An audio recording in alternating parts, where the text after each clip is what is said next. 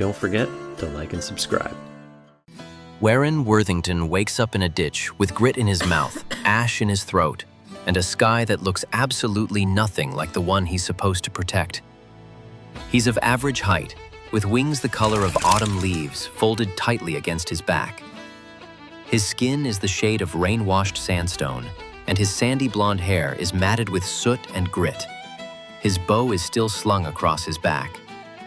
That should mean something good, though it doesn't feel like it. His last memory is of a glade. A place to protect, perhaps? The image slips away before he can hold it. Now everything feels wrong. The air smells like steel and confusion. He doesn't know where he is. He doesn't know how he got there. But even lying flat on his back, his instincts urge him to rise. He doesn't wander far. A pull, faint but insistent, guides him through brittle grass and sun-bleached stone.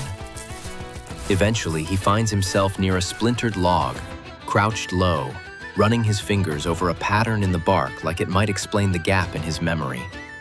That's when Taski walks up, hands in his pockets, as though he's out for an evening stroll. You picking a fight with that tree, or just giving it life advice? He asks, with a half-smile. Wearen lifts an eyebrow, but doesn't reply. Taski shrugs and tosses him a water skin. Come on, Guild's not far. Smells like cinnamon rolls on a good day. Wearen gives the log one last look before stepping in line beside him. By the time they reach the Voxirye Guild, a place carved into the shell of a long-dead volcano, Wearen knows three things. The cinnamon roll smell wasn't a lie. Taski talks to plants and animals when he thinks no one's listening. And this guild might actually be worth fighting for. They don't press him about his past. They just give him space to breathe, something warm to wear, and a place at the table like he was always meant to be there. 1 week later, Wearen and Taski stand in the shadow of a pine-choked ridge, watching the wind sift through the underbrush. Together, they make up the guild's dangerous animal relocation team. Not because anyone assigned them, but because they're the only ones with the skills and patience to handle it well. Whatever this one is, it's getting too close to the northern farms, Taski says as he crouches over a shredded patch of bark.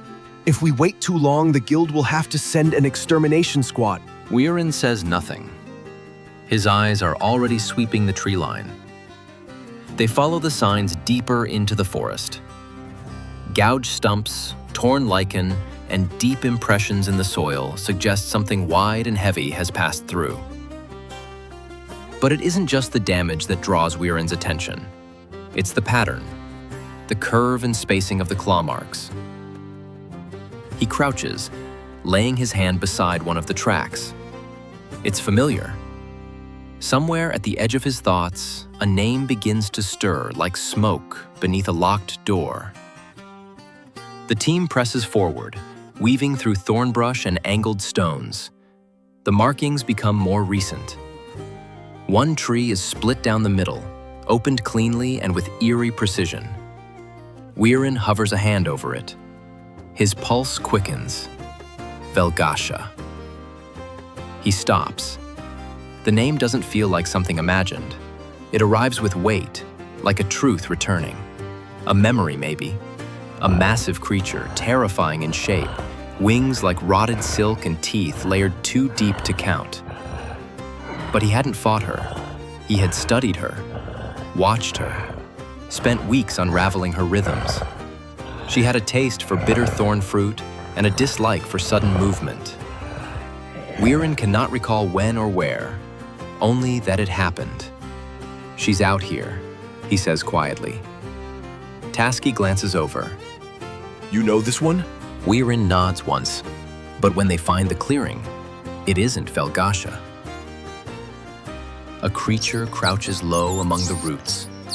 It is smaller, pale, with 8 wiry legs and a mass of pebble-eyed young clinging to its mossy back.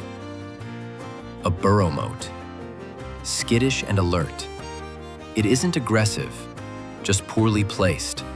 The crossroads nearby are far too traveled. Hoofbeats, carts, and scavengers are a constant risk. The creature is simply defending its space. Wearen and Taski approach with the familiarity of long practice. Taski uses his voice, low and steady, in a rhythm the creature seems to understand. While Taski keeps its attention, Wearen quietly marks a route toward a shaded grove. It is peaceful, well protected, and rich with root clusters and thorn fruit scrub. They don't push or corner the Burrowmote. They only make the path clear and allow it the choice to follow. By nightfall, the Burrowmote is settled beneath a cluster of flat stones, far from the noise and danger of civilization. With the task complete, Wearen and Taski make their way back to the guild. Taski admires the starlight as they walk. Wearen stays quiet, sifting through the pieces of a memory he still doesn't fully understand. He wonders why he once worked with beings others would call monsters. And if he can find Velgasha again, perhaps more of his past will come with her.